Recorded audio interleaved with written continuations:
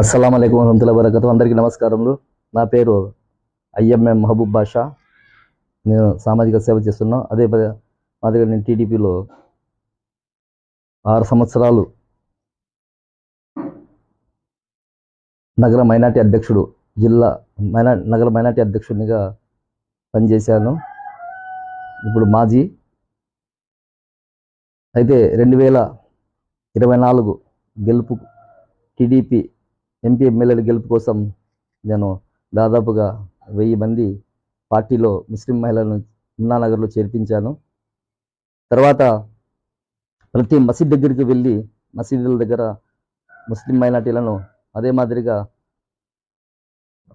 తోపుడు బండ్లు, టీ హోటళ్ళు, బస్టాండ్ల దగ్గర కూడా చాలా చోట్ల నేను గెలుపు కోసం ప్రచారం చేశాను.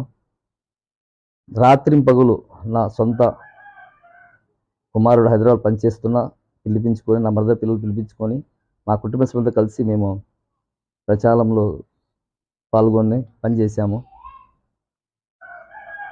అయితే మున్నానగర్లో ముస్లిం మైనార్టీ 1000 మంది చేరిక సమయంలో దగ్గుపాటి వెంకటేశ్వర ప్రసాద్ అన్న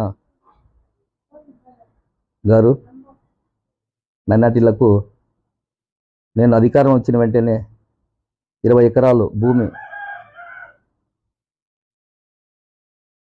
ఆ స్థలంలో ముస్లిం మైనార్టీలకు ఇల్లు కట్టిస్తారని చెప్పేసి చెప్పారు.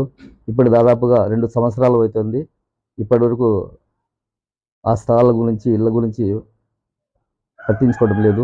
అడిగితే ఒకవేళ ఫోన్ చేస్తే తర్వాత మాట్లాడతానని చెప్పుకుంటూ వస్తారు. ఒకవేళ కనబడితే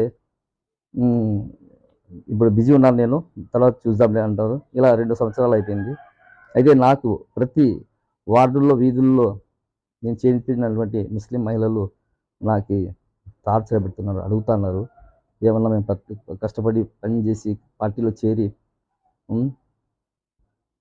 ఆ రోజు నువ్వు ఏదో పార్టీ మన ముస్లిం మైనార్టీ చేరితే ప్రజల ముస్లిం మైనార్టీల అపోహలు తొలగిపోతాయి, అవేర్నెస్ వస్తుంది, పార్టీ గెలిచిందని చెప్పేసి మీరు చెప్పారు. మేమంతా పాల్గొని పార్టీలో చురుగ్గా పనిచేశాము. అయితే మాకు ఇప్పటివరకు కూడా స్థలాలు లేవని చెప్పేసి నన్ను అడుగుతున్నారు. దయచేసి ఎమ్మెల్యే గారు మాకు చెప్పిన మాట నిలబెట్టుకోవాలని కోరుతున్నాను. ఆయన కూడా మాకు సహాయం చేయాలి. తర్వాత నేను దాదాపుగా 1994లో ఎమ్మెల్యే రామకృష్ణ గారు ఆయన ఎమ్మెల్యేగా నిలబడినప్పుడు మేము టీడీపీ పొత్తుతో ఆ రోజు నేను